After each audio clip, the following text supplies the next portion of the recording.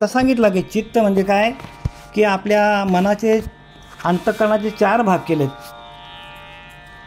मन, बुद्धी आणि चित्त आणि अहंकार. पण मन, बुद्धी आणि चित्त आणि अहंकार 4 भाग केलेत, त्याला अंतःकरण चतुष्टय म्हणतात. काय म्हणतात? अंतःकरण चतुष्टय. मनाकडे जी काय आपण गोष्ट घेतो ती जर मनाला आवडली तर ती बुद्धीकडे जाते. पण बुद्धी काय करते? बुद्धी निश्चय आत्मज्ञान. बुद्धी विचार करते की बाबा हे आपल्या आत्म्याला रुचकर ज्ञान आहे का, असेल तर ती बुद्धी आपल्याकडे ठेवते, नाही ते परत काय करते, ती रिटर्न पाठवते मनाकडे. पण कधी? गुरु केला तर. जर आपण गुरु केला नाही तर आपल्याला बुद्धी, बरं का, बुद्धी आपल्याला आत्मज्ञान नाही आणि संसाराचं ज्ञान आहे, तर बुद्धी आपल्याला संसाराकडे नेते. म्हणून आत्मज्ञानाविना पार्था सर्व कर्म निरर्थकम. जे जे आपण काय जे जे करशे आणि काही नामा परते. नाम हेच आपल्याला तारू शकतो. सगळ्या संतांनी हेच सांगितलं आहे की नाम घेता राहू नका. नाम घ्या प्रत्येकाने. नाम घेतला तर बुद्धीचा निश्चय आत्मज्ञानाकडे आहे. ब्रह्मरूप भावे आपणच परब्रह्म आहोत, हा बुद्धीचा निश्चय दृढ होतो. पण कधी? ज्यावेळेला गुरुकृपा होईल त्यावेळेला.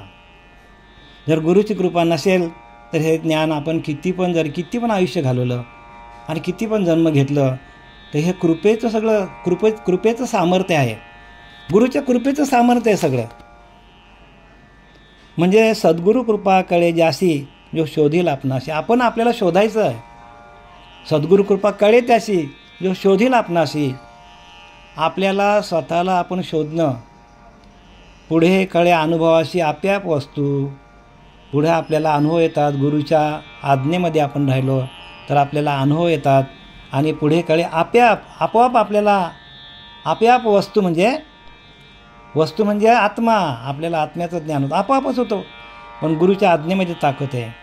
म्हणून सद्गुरू आज्ञा प्रमाण लिहिले. सद्गुरू आज्ञेमध्ये आपण थांबायला पाहिजे. प्रत्येकाने गुरु आज्ञेमध्ये थांबलं तरच सगळं मिळेल. माझे प्राप्ती लागे चित्त सदा ज्याचे अर्थभूत. स्वधर्मकर्मी वर्तत जो वेदशास्त्रांत विवंची. इह मूत्रभोगी निश्चित त्रासले असे ज्याचे चित्त. ऐसा जो का नित्य विरक्त अतिविख्यात मुमुक्षू. आता पुढं जाऊन त्याने सांगितलं आहे की मुमुक्ष म्हणजे काय, तर बद्ध, मुमुक्ष, साधक आणि सिद्ध. अंतःकरणाची अवस्था ही पण. अंतःकरणाची अवस्था किती आहेत? जशी या मनाची 4 अवस्था आहेत तशा अंतःकरणाच्या अजून 4 अवस्था आहेत माणसाच्या जीवनाच्या. बद्ध, मुमुक्ष, साधक आणि सिद्ध. माणूस बद्ध आहे, विषयाने बांधलेला आहे. संसारामध्ये जो आलेला आहे ना तो संसाराने पूर्णपणे माणसाला बांधून टाकलेला आहे. बद्ध म्हणजे विषयांनी बांधले, त्याला त्रिगुणांनी बांधलेला आहे, अहंकाराने बांधलेला आहे. एवढा घट्ट बांधलेला आहे की त्यातून तो बाहेर निघू शकत नाही. विषयामधून बाहेर पडणं म्हणजे माणसाचं पूर्वजन्माचं सुकृतच पाहिजे. हा स्वभावाचं पाही इंद्रियांचा. ज्ञानोबा सांगतो की विषय सुखासारखे काही अनेक सर्वता रम्य नाही. माणसाला विषय सुखच रम्य वाटतात आणि हा स्वभावाचं पाही. इंद्रियांचा स्वभाव आहे प्रत्येकाच्या आणि माणूस स्वभावाप्रमाणे चालतो. पण तो इंद्रियांचं सुख येते आणि इंद्रियांचं सुख आपल्याला काय करतो, तर विशिष्ट आपल्याला इंद्रियांचं सुख जे आहे ते आपल्याला शास्त्राप्रमाणे भोगायला आपल्याला शास्त्राने परवानगी दिलेली आहे. पण ते जर आपल्याकडं अति झालं तर मग अति तेथे माती. माझे प्राप्ती लागी चित्त सदा ज्याचे अर्थभूत. स्वधर्मकर्मी वर्तत तो वेदशास्त्रात विवंची. इह मूत्रभोगी निश्चित त्रासले असे ज्याचे चित्त आणि ज्याचं चित्त ह्या लोकाचं भोगून ज्याचा चित्त त्रासले आहे, सीन झालेला आहे चित्ताला. ऐसा जो का नित्य विरक्त. आणि विरक्ती कशामुळे येते, तर माणसाला संसारामध्ये ताप दुःख कष्ट आले. जो त्रिविध तापे पोलला संसार दुखावला, जो त्रिविध तापामध्ये पोलला जातो. मनुष्य जवानीमध्ये असताना हाय तरुण तर घ्या मजा करून, अशी त्याची अवस्था असते प्रत्येकाच्या जवानीमध्ये. त्याला बद्ध झालेला असतो जवानीमध्ये. प्रत्येकाची माणसाचं यौवन जो आहे तो विषयाने बांधलेलाच असतो आणि ते विषयांचं सुख काही बोललेच नाही. परी काही केल्या मूर्ख न सेविता नसरी. ज्ञानोबा सांगतात विषयांचं सुख काय बोलण्यासारखं नाही, पण मूर्ख लोक न सेविता न सरी, त्याच्याशिवाय त्यांना चैनच पडत नाही आणि म्हणून तो बद्ध झालेला असतो. प्रत्येक माणूस बद्ध आहे आणि बद्ध मुमुक्ष. मग बद्ध माणसाला जर जीवनामध्ये अनेक प्रसंग आले, संसारातले आले, काही शारीरिक प्रसंग आले, अनेक प्रकारचे, म्हणजे आदिभौतिक, आध्यात्मिक, आदिदैविक, जो तिन्ही ताप माणसाला आले, जो त्रिविध ताप आहे पोलला. आध्यात्मिक ताप म्हणजे आतले ताप, कोणाला ताप येणं, अनेक प्रकारचे आतमध्ये आहेत. कोणाला मानसिक त्रास होणं, संसारामध्ये त्रास होणं. आध्यात्मिक ताप आहेत, आदिभौतिक ताप आहेत. कोणी पडतो, कोणाची हाडं मोडतात, काय काय रोग होतात माणसाला. आध्यात्मिक, आदिभौतिक आणि आदिदैविक ताप. आदिदैविक ताप म्हणजे काय, आपण इथून देह सोडल्यानंतर जे ह्या देहाने कर्म केलेले आहेत, त्या कर्माचं भोग माणसाला भोगावं लागतात. असे त्रिविध ताप हे पोलला. जो संसार दुःखे दुखावला, संसारामध्ये ताप दुःख कष्ट आलं, तोच परमार्थ करेल, तोच अधिकार झाला, त्यालाच परमार्थ जमतो. बाकी ज्याचं सगळं आहे, ज्याला संपूर्ण सुख आहे, तो परमार्थाच्या मार्गाला येत नाही. पण शेवटीला आलेली बिलं, एखाद्या माणसाला आलेली बिलं, संसारामध्ये जे काय त्यांनी केलं कर्म, त्या कर्माची बिलं शेवटीला आले, तर मग ते भोगता भोगता माणसाला नको नको जीव होतो. हेच त्यांनी सांगितलं आहे, इह मूत्र भोगी निश्चित त्रासले असे ज्याचे चित्त, म्हणजे सगळे भोग भोगता ज्याचा अनेक प्रकारचे त्रास ज्याला झाले, ऐसा जो का नित्य विरक्त, तरच त्याला विरक्ती येते. विरक्ती कधी येते माणसाला, सर्व प्रकारचं दुःख त्याने भोगलं तरच त्याला विरक्ती येते. आणि अतिविख्यात मुमुक्षू, आणि मग तो काय करतो, तो मुमुक्षू म्हणजे आपल्याला मोक्षाकडे जायला पाहिजे असा त्याच्या मनाचा ठाम निश्चय होतो. मग बद्ध विषयाने बांधलेला आहे मुमुक्ष आणि साधक आणि सिद्ध. आणि मग असा मुमुक्ष काय करतो, साधक व्हायला बघतो. साधक म्हणजे गुरुला शरण जातो असा मनुष्य, आणि साधना करतो तो साधक. जो साधना करतो, गुरुला शरण जाऊन गुरुने दिलेल्या नामाचं जो चिंतन करतो, जो नामाशी एकरूप होतो, नामभाव ज्याच्या अंतःकरणामध्ये स्थिर होतो, त्याला साधक म्हणतात. आणि साधकाचा सिद्ध होतो. साधक करता करता सिद्ध पुरुष होतो. तुकोबाराया, ज्ञानोबाराया, सगळे जेवढे संत आहेत ते साधक भूमिकेत होते. प्रत्यक्ष राम आले. मी तुम्हाला नेहमीच म्हणतो की नाही, रामाशी राम ठाऊक असता तर तो का शरण जाता वशिष्ठा.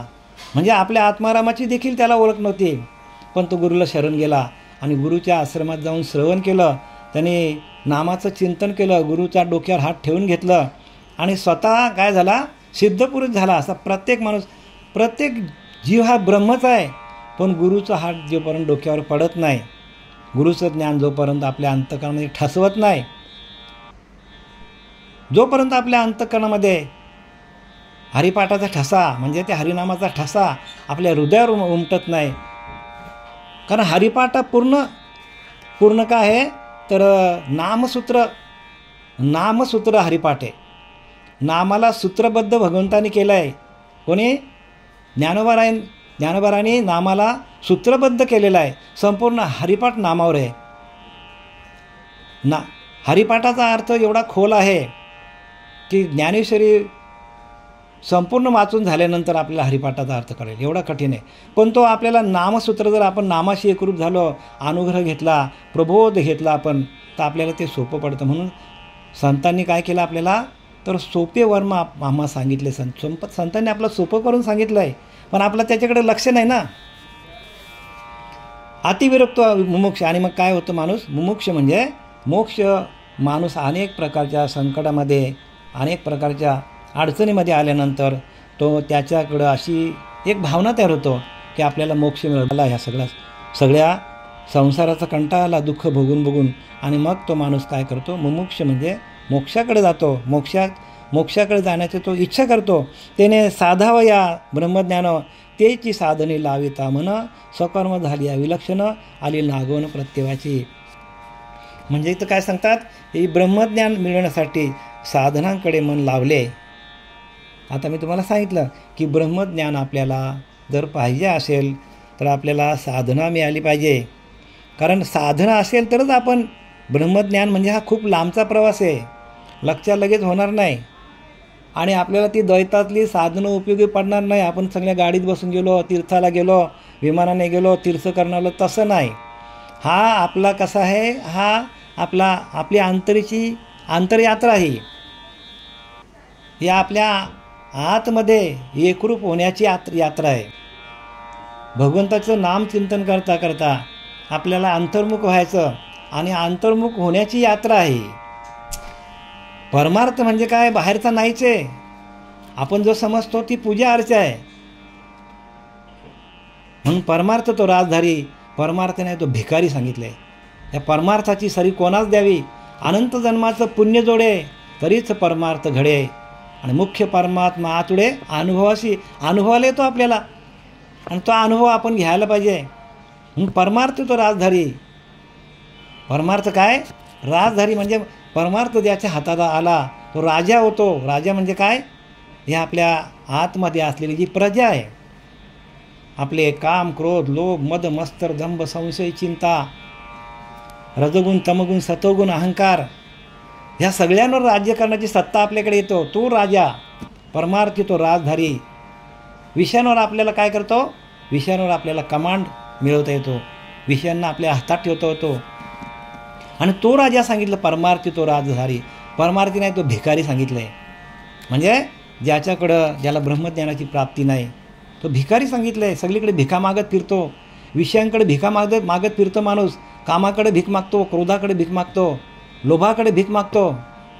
आणि भिका मागाची पालिका येतो तर ती राजविद्या, राजगुह्य योग जे आहे तो आपल्याला 9व्या अध्यायामध्ये ज्ञानोबारांनी दिलं आहे.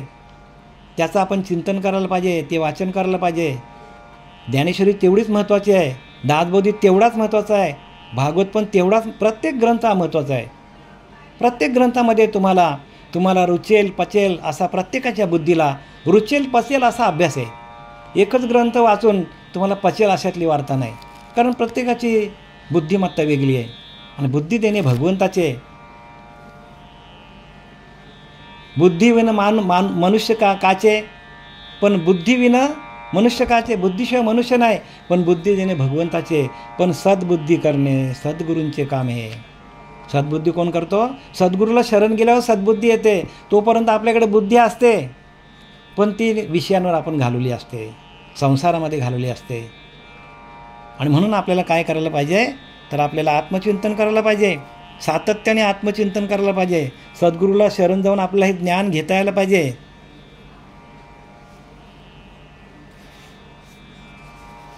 त्याने साधाव्या ब्रह्मज्ञान, त्याची साधनी लाविता मन, स्वकर्म झाली आहे विलक्षण, आली लागवण प्रत्येकाची. म्हणजे इथं काय सांगितलं नाही की ब्रह्मज्ञान मिळवण्यासाठी साधनांकडे मन लावले, ती कर्म जर यथासांग झाली नाहीत, आपली ब्रह्मज्ञानासाठी आपण गेलो पण आपल्याकडनं चांगली कर्म झाले नाहीत, तर त्याचा दोष लागतो माणसाला. आणि म्हणून कर्म, माणसाचं जीवन कसं आहे तर कर्मप्रधान आहे. एक सेकंद पण माणूस कर्माशिवाय राहू शकत नाही. अगा कर्मी जे वरावे ते सुख दुःख फलावे, आणि तया ते भोगावे यावे देहा एक, ज्ञानोबा सांगतात. अगा कर्मी जे उरावे म्हणजे कर्म करता करताना जे आपल्याकडनं जे चांगलं वाईट होतं ते सुख दुःख, ते आपल्याला सुख आणि दुःख आपल्याला भोगायला लावतो. आपले कर्मच आपल्याला काय करतात, सुख दुःख भोगायला लावतात.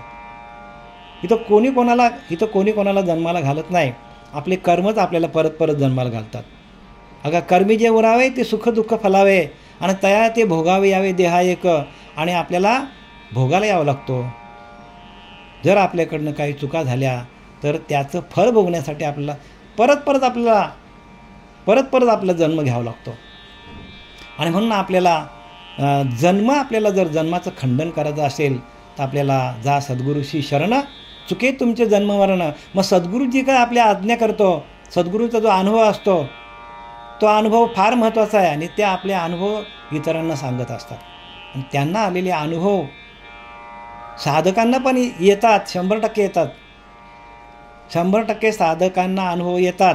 पण तुम्ही संतांच्या मार्गाने चाललं तर, संतांच्या मार्गाने गेलो तरच आपल्याला याचं ज्ञान होतं. अन्यथा आपण मनोमार्गे गेला तर तेथेची मुकला सांगितलं आहे ज्ञानोबाराने. आपल्या मनाच्या वाटेने गेलो तर आपल्याला मुकायला लागेल.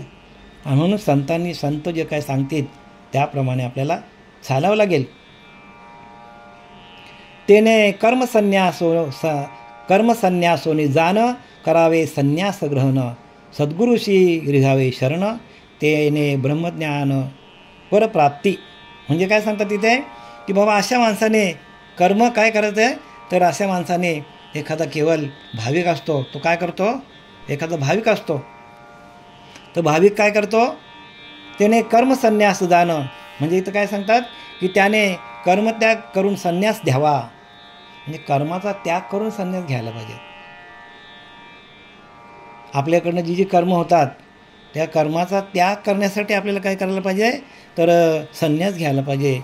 पण संन्यास घेण्यासाठी आपल्या मनाने संन्यास घेता येणार ना आपल्याला, म्हणून आपल्या सद्गुरूला शरण जायला पाहिजे. सद्गुरूला शरण गेल्याशिवाय संन्यास कसं घेता येईल, आपल्या मनाने कसं घेता येईल. म्हणून गुरुवाक्य महत्त्वाचं आहे. गुरु काय करतो, ज्याने भ्रांतीपासून हिरतले, गुरुवाक्य मन धुतले. गुरुच्या वाक्यातून मनाची धुनावळ होतो. आपल्या मनाच्या मार्गाने हे तर चालत नाही. जेने भ्रांतीपासून हिरतले, गुरुवाक्य मन धुतले. बघा काय सांगतात की सर्व प्रकारची भ्रांती गुरुवाक्याने धुतली जाते, त्या महावाक्याने धुतली जाते. त्या बोधातून आपल्याला आपलं मन धुतलं जातं. आणि म्हणून गुरुला शरण जायला पाहिजे, म्हणजे ब्रह्मज्ञान प्राप्त होते आपल्याला. गुरुला शरण गेल्याशिवाय ब्रह्मज्ञान प्राप्त होत नाही. तो कर्मे संन्यासोनी जाणं, करावे संन्यास ग्रहण, सद्गुरुशी रिघावे शरण, त्याने ब्रह्मज्ञान परप्राप्ती. त्याने काय होतं, ब्रह्मज्ञानाची प्राप्ती होते. कारण ब्रह्मज्ञान परप्राप्ती. ब्रह्मज्ञान कुठे आहे, तर परीच्या पलीकडे आहे. परप्राप्ती जोपर्यंत आपल्याला परीची उपासना मिळत नाही, ज्या ठिकाणी आपण जेव्हा आईच्या पिंडातून बाहेर आलो आणि आपल्या परेमध्ये असलेली आपली नाल तोडल्यानंतर आपण सर्व ब्रह्मज्ञान विसरलेलो आहोत. आपण सर्व भजन विसरले आहोत, सगळेच भजन विसरलेत. पण तसा गुरु जोपर्यंत परत ती नाभीच्या ठिकाणी असलेली उपासना जोडून देणारा सद्गुरू आपल्याला भेटत नाही आणि नाभीपासून उपासना आपली चालू होत नाही. परेमध्ये असलेलं ते भगवंताचं नाम आहे. भगवंताचं नाम कुठे आहे, तर परेमध्ये आहे. आणि म्हणून परेहुनी परते घर, तेथे राहून निरंतर संत सांगतात. परेहुनी परते घर, परेच्या पलीकडली अवस्था आहे. पण परेची उपासना आपल्याला मिळाली पाहिजे, परेचं भजन मिळालं पाहिजे. त्याने ब्रह्मज्ञान परप्राप्ती, म्हणजे परेच्या पलीकडे असलेली प्राप्ती आपल्याला मिळतो. परमात्मा गुरु परमात्मा परेशू लिहिलं की नाही, ऐसा दृढ जयाचा विश्वासू, देवतयाचा अंकिला आणि स्वये त्यांच्या घरी संचिला. गुरु परमात्मा परेशू, गुरु कसा आहे, तो परमात्मा स्वरूपात आहे आणि परेशू परेच्या पलीकडं आहे. आणि ऐसा ज्याचा दृढ विश्वासू, साधकाचा असा दृढ विश्वास व्हायला पाहिजे की परेच्या पलीकडं परमात्मा आहे. आणि म्हणून परेहुनी परते घर, तेथे राहून निरंतर, साधकाने निरंतर राहायला पाहिजे. देवतयाचा अंकिला बघा आणि त्यांच्या घरी संचिला.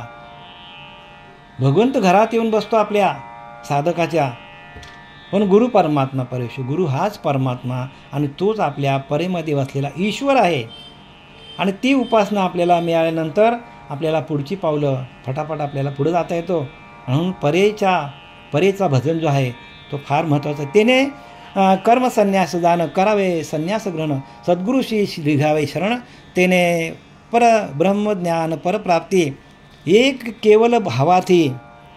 आता नाथराय अजून सांगतात की ज्याचा नुसता भाव आहे देवावर, नेने स्वधर्म कर्मगती, त्याला स्वतःचं स्वधर्म म्हणजे काय त्याला माहीत नाही, कर्म कसे करावे त्याला माहीत नाही.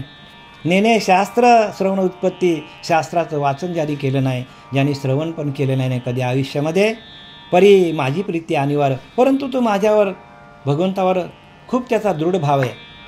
अशा साधकाचा, साधक पण म्हणता येत नाही त्याला, असा जो सर्वसामान्य माणूस आहे त्याची जर माझ्यावर अनिवार्य प्रीती असेल, अशी जर त्या व्यक्ताची माझ्यावर म्हणजे भगवंतावर, मी भगवंत आहे, माझ्यावर जर अनिवार्य प्रीती असेल, त्यानेही संन्यासोनी जाण गुरुशी रिघावे. आणि त्याने पण काय करायला पाहिजे, तर संन्यास घेऊन गुरुला शरण जायला पाहिजे. आणि मग शरणागताची व्हाय चिंता, तोच एक सद्गुरु त्राता, जैसे बालक वाढवी माता, नाना यत्न करुणी. संत रामदास सांगतात. संत रामदास काय सांगतात की जसं एखाद्या बालाला आई आपला चिवूचा खाऊचा असा घास भरवतो, तसे सद्गुरू आपल्याला घास भरवतात. शरणागताची व्हाय चिंता, जो शरण गेला गुरुला तोच एक सद्गुरू त्राता. सद्गुरू काय आहे? आपला सगळ्यांचा त्राता आहे, दातार आहे तो आपला. शरणागताची आपण शरण जायला पाहिजे, गुरुला शरण जायला पाहिजे आपण. त्या ज्ञानासाठी, त्या ज्ञानप्राप्तीसाठी गुरुला शरण जावा. शरणागताची व्हाय चिंता, तोच एक सद्गुरू त्राता. तोच आपल्याला तारणार आहे. जैसे बालक वाढवी नाता, नाना यत्न करुणी. जैसे बालक वाढवी माता, जैशी माता बालकाला चिवचा माऊचा घास भरून, एक एक छोटा छोटा घास भरून, तसं हाताला धरून जसं शिकवते आई, तसं प्रत्येक साधकाला आपण आपल्या हाताला धरून, बरं का, त्याच्या कानाला गोड वाटेल असंच आपण आपल्याकडनं वाक्य निघालं पाहिजे. आपले शब्द मृदू असले पाहिजे प्रत्येकाचे. इथून जो भाव इथून जो भावप्रवाहातून जो आपल्याला सांगतो, जे ज्ञान सांगतो, त्या प्रत्येक साधकाचा शब्द मृदू असला पाहिजे, त्याच्या शब्दामध्ये गोडवा असला पाहिजे. आणि तो गोडवा असा असला पाहिजे की एकदा अंतःकरणात गेल्यानंतर ती गोडी आपल्याला त्या गोडीने आपल्याला सोडलं नाही पाहिजे. आपल्या हृदयामध्ये तो घर करून बसला पाहिजे. एवढं आपलं मृदू वाक्य असलं पाहिजे. प्रत्येकाने इथे सांगताना, बरं का, चांगल्या शब्दात सांगा, मृदू शब्दात सांगा, गोड शब्दात सांगा. कमी सांगितलं तरी चालेल, कमी सांगितलं तरी चालेल, पण आपल्या वाणीला गोडवा असला पाहिजे. कारण इथे काही साधक नवीन आहेत, आपले नवीन आलेले साधक आहेत. त्या नवीन साधकासाठी आपल्याला रुचेल पचेल असंच बोललं पाहिजे. नाही तर मग साधकांना वाटतं की आपल्याला काही समजतच नाही, मग जाऊन फायदा नाही, मग सगळे साधक पळतात आणि मग आपली जी मेजॉरिटी आहे ती कमी कमी होत जाते. आणि म्हणून खालच्या थराला येऊन सावकाशपणाने, आता आम्ही तर बघा एवढा संपूर्ण वेळ देतो मी या साधकांसाठी. सकाळी उठल्यापासून 10 वाजल्यापासून रात्री 8 वाजेपर्यंत आम्ही लोकांना वेळ देतो. प्रत्येकाच्या घरी जातो, त्यांच्याकडनं साधना करून घेतो, त्यांना ज्ञानेश्वरी वाचून दाखवतो, भागवत वाचून दाखवतो. प्रत्येक साधकासाठी त्रास घेतो. आणि हे साधक घडले, एक साधक आहे ना, तो कोटी मोलाचा साधक आहे. या पृथ्वीच्या मोलाचा साधक आहे. एक साधक जरी घडला तरी तो पृथ्वीच्या मोलाचा आहे. अहो, ज्या भगवंताला ही पृथ्वी निर्माण करण्यासाठी जेवढं कष्ट पडले नाही, तेवढा एक देह निर्माण करायला भगवंतांनी कष्ट घेतलं आहे. आणि हा नरदेह, बरं का, हा नरदेह आपण असाच वाया जाऊन देता कामा नये. हा नरदेह, बरं का, हा नरदेह परत नाही.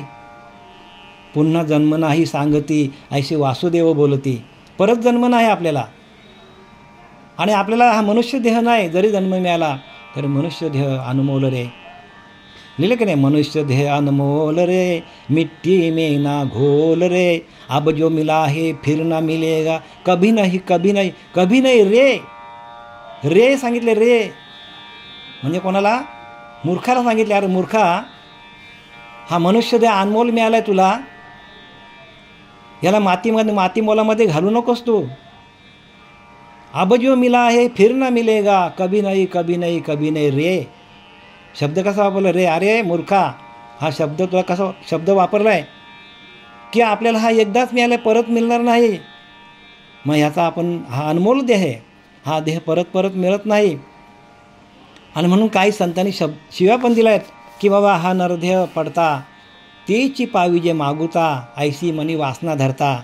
लाज वाटत नाही का? रामदास स्वामींनी सांगितले, हा नरदेह पडता, पुन्हा पावी जे मागुता, ऐसा मनी विचार धरता. लाज वाटत नाही का? शिव्या घातल्या संतांनी. कोण्या पुण्याचा संग्रह पावी जे नरदेह. काय पुण्य केलं की आपण बाबा आपल्याला नरदेह मिळेल? आणि पुण्य कशाला सांगितलं आहेत? हरिमुखे म्हणा, पुण्याची गणना कोण करे. अखंड आपलं चिंतन विठोबाचं चाललं पाहिजे. अखंड चिंतन भगवंताचं आपल्याकडं मुखामध्ये. राम म्हणता रामची होई जे. राम म्हणताना आपल्याला संपूर्ण काय करायला पाहिजे? संसार आपल्याला करायला पाहिजे. यथा सांग तेने संन्यासी संन्यासुनी जाणं, गुरुश्री घ्यावे शरण. बघा, मग काय करायचं, संन्यास घेऊन गुरुला शरण जायला पाहिजे, त्याचीही गुरुकृपा जाणं, आणि त्यालाही शेवटी तेवढं करून पण गुरुकृपा व्हायला पाहिजे, नुसतं गुरुला शरण जाऊन नाही. म्हणजे गुरुचं अंतःकरण जिंकता यायला पाहिजे, गुरुची यथानुभावी आपल्याला सेवा करता यायला पाहिजे. गुरुची सेवा केल्याशिवाय आपल्याला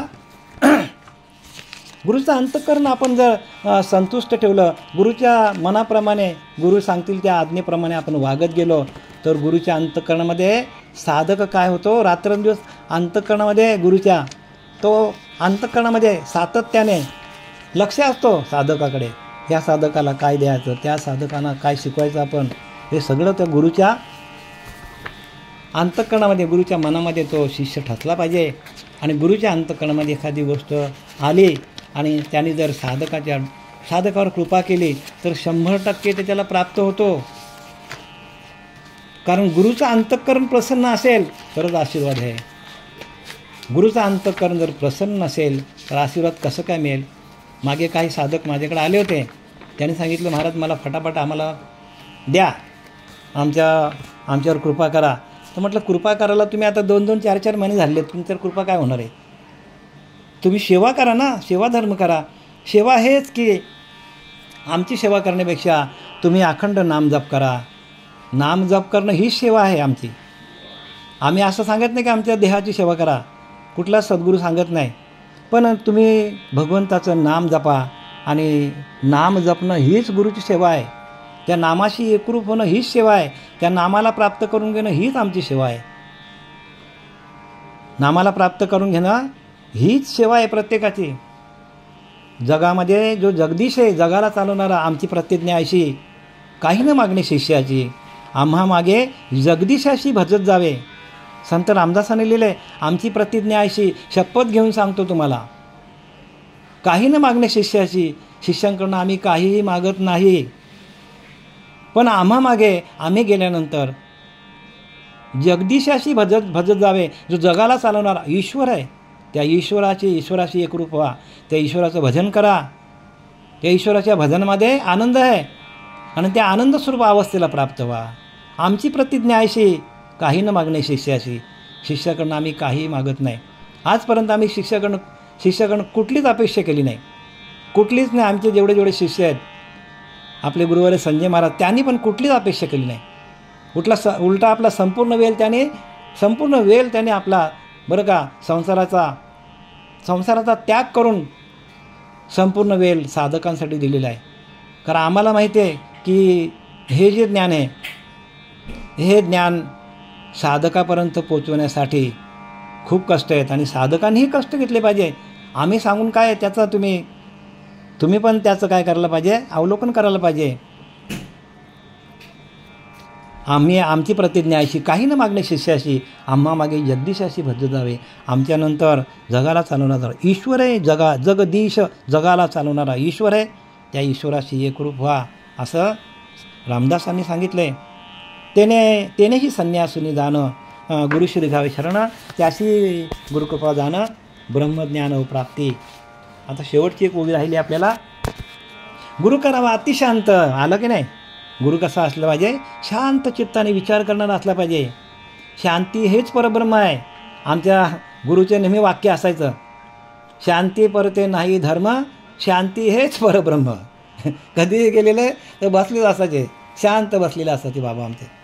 आमचे गुरुवारी आहेत ना, सच्चिदानंद सद्गुरू पांडुरंग बाबा, शांत बसलेले असायचे. आणि म्हणून शांती परते नाही धर्म, शांती हेच परब्रह्म. शांती तुमच्या हृदयामध्ये आलं तोच परब्रह्म आहे. शास्त्रार्थ परमार्थ पारंगत, त्याचे सेवेचा भावार्थ, स्वये श्रीकृष्णनाथ सांगत. शास्त्रार्थ परमार्थ पारंगत म्हणजे शास्त्रामध्ये पण ते निपुण असले पाहिजे आणि परमार्थामध्ये पण, म्हणजे परोक्ष ज्ञान आणि अपरोक्ष ज्ञान हे दोन्ही ज्ञानात जमलं पाहिजे. म्हणून नाथांनी गायलेले, ऐका जनार्दनी गुरुच देव, येथे नाही बा संदेह. इथं संदेह पकडू नका तुम्ही. ऐका जनार्दनी गुरुच देव आहे आपला.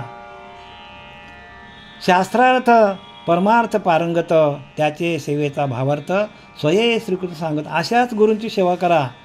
की जो परोक्ष अपरोक्ष ज्ञानामध्ये पारंगत आहे, परोक्ष ज्ञान आणि अपरोक्ष ज्ञान दोन्ही ज्ञानाची त्याला ज्या गुरुला अनुभूती आलेली आहे, म्हणून जो शब्दज्ञान पारंगतू, शब्दज्ञाने पारंगतू ब्रह्मानंदू सदा डुल्लतू,